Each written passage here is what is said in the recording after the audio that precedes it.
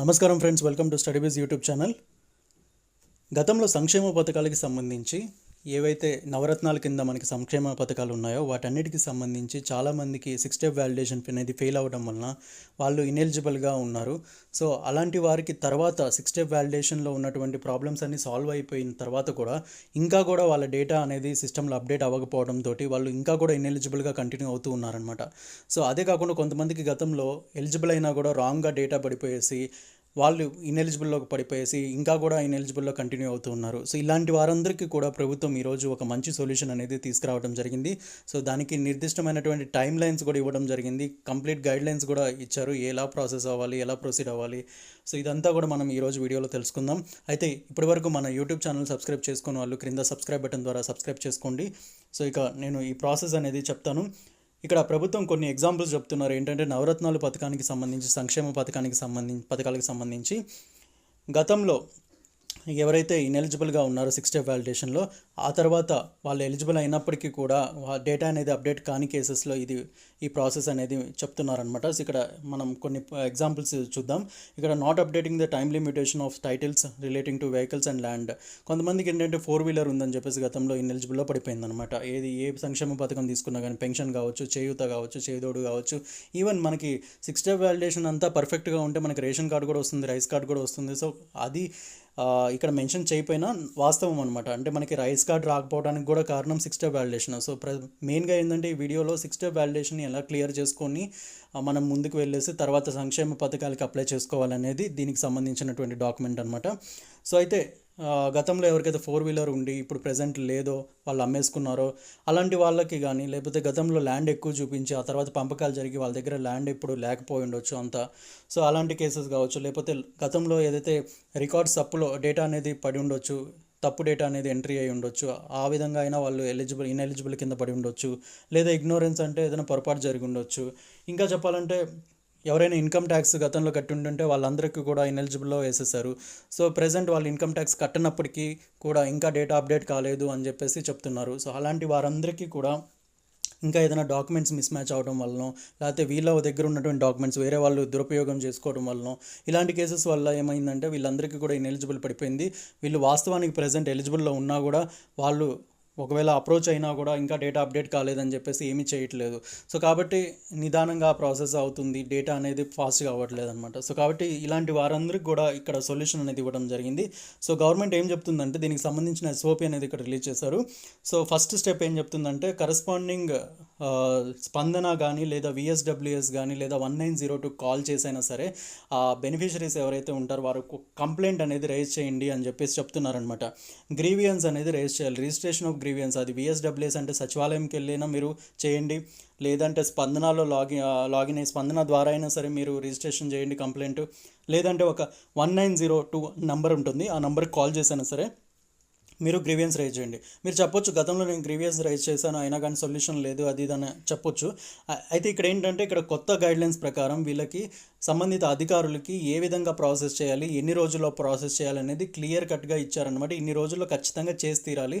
So ఇన్ని రోజుల్లో వీళ్ళు ప్రాబ్లం అనేది సాల్వ్ చేయాలన్నమాట. సో కాబట్టి ఈ గైడ్లైన్స్ ప్రకారం మీరు కంప్లైంట్ రైజ్ చేసిన ఇన్ని రోజుల్లో మొత్తం కూడా సాల్వ్ అయిపోవాలన్నమాట. సో ఎన్ని రోజులు, ఎవరు, ఏ ప్రాసెస్ జరుగుతుంది, ఎవరి దగ్గరికి పోతుంది, ఇదంతా కూడా ఇక్కడ ఇవ్వడం జరిగింది. ఇక్కడ చూస్తే ఫస్ట్ మీరు గ్రీవియన్స్ అనేది రేజ్ చేసిన తర్వాత ప్రైమరీ ఫీల్డ్ వెరిఫికేషన్ అనేది చేయడం జరుగుతుందన్నమాట. సో మీరు గ్రీవియన్స్ రేజ్ చేసిన తర్వాత మీ సచివాలయంలో ఎవరైతే డిజిటల్ అసిస్టెంట్ లేదా ward education and data processing secretary ఉంటారో వాళ్ళు సంబంధిత అధికారులకి, ఇది సంక్షేమ పథకాలకి సంబంధించి ఇక్కడ మెన్షన్ చేశారు కాబట్టి వెల్ఫేర్ అసిస్టెంట్కి పంపిస్తారని చెప్పేసి ఒక రోజులోనే ఇది పంపించాలని చెప్పేసి ఇక్కడ ఒక రోజు గడువు అనేది ఇవ్వడం జరిగిందనమాట. సో ఆ తర్వాత ఏంటంటే ప్రైమరీ ఫీల్డ్ వెరిఫికేషన్ అనేది చేస్తారు. సో ఈ ప్రైమరీ ఫీల్డ్ వెరిఫికేషన్ ఎవరు చేస్తారంటే ఇక్కడ సంక్షేమ పథకాలకి బేసిక్గా అనర్హులుగా అని చెప్తున్నారు కాబట్టి ఇక్కడ వెల్ఫేర్ అసిస్టెంట్ని తీసుకొచ్చారు.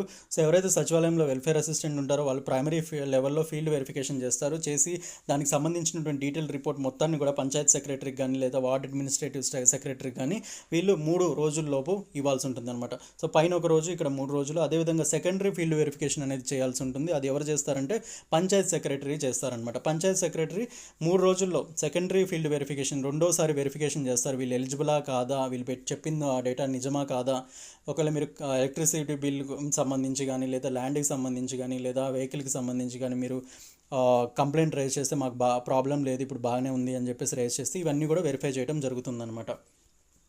సో వెరిఫై చేసేసి సెకండరీ లెవెల్ కూడా చేసిన తర్వాత ఇక్కడ సంబంధిత పంచాయతీ సెక్రటరీకి సంబంధించి ఎంపీడీఓలు అదేవిధంగా మున్సిపల్ కమిషనర్లు ఈ డేటా మొత్తాన్ని కూడా పరిశీలించి ఆ తర్వాత డీటెయిల్డ్ రిపోర్ట్ని మరొక 3 రోజుల్లో కంప్లీట్గా కూడా జాయింట్ కలెక్టర్లకు పంపిస్తారనమాట. జాయింట్ కలెక్టర్లు ఇవన్నిటిని కూడా చూసేసి క్లియర్గా 4 వర్కింగ్ డేస్లో ఆర్డర్స్ అనేది పాస్ చేస్తారనమాట.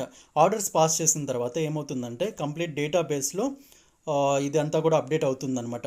సో ఇక్కడ ఏంటంటే వాళ్ళు జాయింట్ కలెక్టర్ లెవెల్లో 10% రిపోర్ట్స్ ఎవరైతే లోవర్ లెవెల్ వాళ్ళు వెల్ఫేర్ అసిస్టెంట్ కానీ పంచాయత్ సెక్రటరీ కానీ వీళ్ళందరూ చేస్తారో వాళ్ళలో ర్యాండమ్గా కొంతమందిని సెలెక్ట్ చేసుకొని వాళ్ళకి 10% మందికి వెరిఫికేషన్ అనేది చేస్తారు. అదేవిధంగా ఎంపీడీఓ మున్సిపల్ కమిషనర్ లెవెల్లో వచ్చేసరికి 1% మెంబర్స్ని వెరిఫై చేస్తారు, రిపోర్ట్స్ని వెరిఫై చేస్తారనమాట. సో ఇలా మొత్తం కూడా చేసిన తర్వాత రిపోర్ట్స్ వెరిఫికేషన్ అనమాట ఇది. సో మొత్తం చేసిన తర్వాత ఈ చేంజెస్ అన్నీ కూడా 3 రోజుల్లో ఆ తర్వాత సంబంధిత ఆర్డర్స్ పాస్ చేసిన 3 రోజుల్లో డేటాబేస్లో అప్డేట్ అయిపోతాయి అనమాట. అప్డేట్ అయిపోయిన తర్వాత అంటే కంప్లీట్గా కూడా డేటాబేస్ అనేది మీకు అప్డేట్ అయిపోతుంది. సో ఏదైతే మీకు ఇనెలిజిబుల్లో పడిందో 6 స్టెప్ వ్యాలిడేషన్లో అదంతా కూడా క్లియర్ అయిపోతుంది. ఒకవేళ ఆర్డర్స్ ఏంటంటే మీకు రిజెక్ట్ అయ్యే అవకాశం కూడా ఉంటుంది. అంటే ఇప్పుడు ఏదైతే ఫీల్డ్ వెరిఫికేషన్ జరుగుతుందో ఆ లెవెల్లో అయినా రిజెక్ట్ అవ్వచ్చు, ఆ తర్వాత నెక్స్ట్ లెవెల్లో అయినా రిజెక్ట్ అవ్వచ్చు. సో ఒకవేళ మీరు తప్పు డేటా పెట్టేసి కంప్లైంట్ రైజ్ చేసినా గ్రీవియన్స్ రైజ్ చేసినా వాళ్ళు మళ్ళీ వెరిఫికేషన్ అప్పుడు లేదు మీరు సబ్మిట్ చేసిన డేటా కరెక్ట్ కాదని చెప్పేసి రిజెక్ట్ చేసే అవకాశం కూడా ఉంటుంది. కాబట్టి ఏంటంటే మీకు జెన్యూన్గా మీరు కరెక్ట్గా ప్రాబ్లం లేదు మాకు అని చెప్పినట్లయితే కరెక్ట్గా మీరు క్లియర్ కట్ ఐడియా తోటి క్లియర్ కట్ డాక్యుమెంట్ తోటి మీరు సబ్మిట్ చేస్తే ఏంటంటే సో అది అనేది తొందరగా క్లియర్ అయ్యే అవకాశం ఉంటుందన్నమాట వెరిఫికేషన్ అప్పుడు. సో కాబట్టి మీరు జెన్యూన్ కేసెస్లో వీటిని గ్రీవియన్స్ అనేది రేజ్ చేయండి.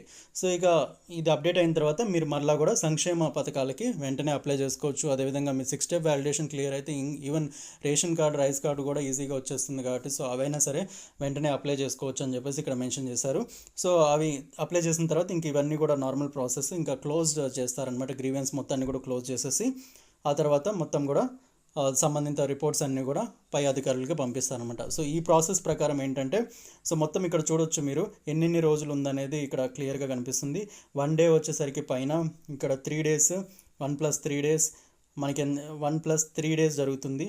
4 days ప్లస్ ఇక్కడ 3 days 7 days 7+3 10 days ఇక్కడ 4 days 14 days అదేవిధంగా ఇక్కడ వచ్చేసరికి ఫైనల్గా మరొక 3 days అనమాట డేటాబేస్లో అప్డేట్ అవ్వడానికి. So 14 + 17 days. సో ఆల్మోస్ట్ మీకు ఇంటిమేషన్ వచ్చేసరికి ఒక 20 రోజుల గడువు లోపల ఈ 6 స్టెప్ వ్యాలిడేషన్ ఎవరికైతే ప్రాబ్లం ఉంటుందో వాళ్ళందరికీ కూడా ప్రాబ్లం అనేది సాల్వ్ అయిపోతుంది అనమాట. సో మీకు దానికి సంబంధించి ఇంటిమేషన్ కూడా ఇవ్వడం జరుగుతుందన్నమాట. సో ఇక్కడ జెన్యూన్ కేసెస్ ఏవైతే ఉన్నాయో అవి కూడా మీరు ఇక్కడ చూడొచ్చు. దీనికి సంబంధించిన డాక్యుమెంట్ కూడా నేను వీడియో అప్లోడ్ అయిన 1 hour తర్వాత నేను description as well as comment బాక్స్లో పెడతాను. సో ఎవరైతే రిఫర్ చేయాలనుకుంటే రిఫర్ చేసుకోవచ్చు అనమాట. సో ఇదేంటంటే ఇక్కడ లిస్ట్ మొత్తం కూడా ఇవ్వడం జరిగింది. సో వెహికల్కి సంబంధించి ల్యాండ్కి సంబంధించి లేదా రికార్డులో తప్పు ఉండటం వల్లనో లేకపోతే ఇన్కమ్ ట్యాక్స్ ప్రజెంట్ కట్టకపోవడం వల్లనో లేకపోతే కంబైన్డ్ ఎలక్ట్రిసిటీ మీటర్ గతంలో ఉండి ఇప్పుడు అంత ప్రాబ్లమ్ సాల్వ్ అయినా కూడా సో కొంతమందికి ఏంటంటే ఎలక్ట్రిసిటీ మీటర్ కొన్ని ఇళ్ళకి కలిపి ఒకటే ఉంటుంది. సో అలాంటి కేసెస్ కూడా ఇక్కడ చూస్తున్నారన్నమాట. సో ఇవన్నీ కూడా రిజాల్వ్ చేస్తారు 6 స్టెప్ వ్యాలిడేషన్లో. ఈ స్పెసిఫైడ్ టైమ్ లైన్స్లో ఈసారి మొత్తం కూడా సాల్వ్ చేసేసి కంప్లీట్ క్లియర్ చేసేస్తారని చెప్పేసి ఇక్కడ చెప్తున్నారు. సో వన్స్ క్లియర్ అయిన తర్వాత ఏంటంటే మీరు కొత్త పథకాలకి అప్లై చేసుకోవచ్చు. అదేవిధంగా మీకు రైస్ కార్డు కూడా అప్లై చేసుకోవచ్చు. జనరల్గా ఏంటంటే 6 స్టెప్ వ్యాలిడేషన్ లేకపోతే ఫెయిల్ కాకపోతే అన్ని సంక్షేమ పథకాల అర్హులు మీరు అప్లై చేసుకోవచ్చు అని ఇక్కడ పెడుతున్నారు. అయితే ఏంటంటే 6 స్టెప్ వ్యాలిడేషన్ మీకు క్లియర్ అయితే ఈవెన్ మీరు రైస్ కార్డు కూడా ఎలిజిబుల్ అవుతారు ఇండైరెక్ట్గా. సో ఇక్కడ మెన్షన్ చేయకపోయినా కూడా. సో కాబట్టి ఇదంతా కూడా మీరు ఫాలో అయ్యేసి మీరు చేసుకోవచ్చు అనమాట. సో ఇది దీనికి సంబంధించినటువంటి కంప్లీట్ గైడ్లైన్స్. సో మీకు కానీ వీడియో నచ్చినట్లయితే తప్పకుండా సబ్స్క్రైబ్ చేసుకోండి, మీ ఫ్రెండ్స్ కూడా షేర్ చేయండి. సో నెక్స్ట్ వీడియోలో మళ్ళీ కలుద్దాం. Thank you so much. Bye.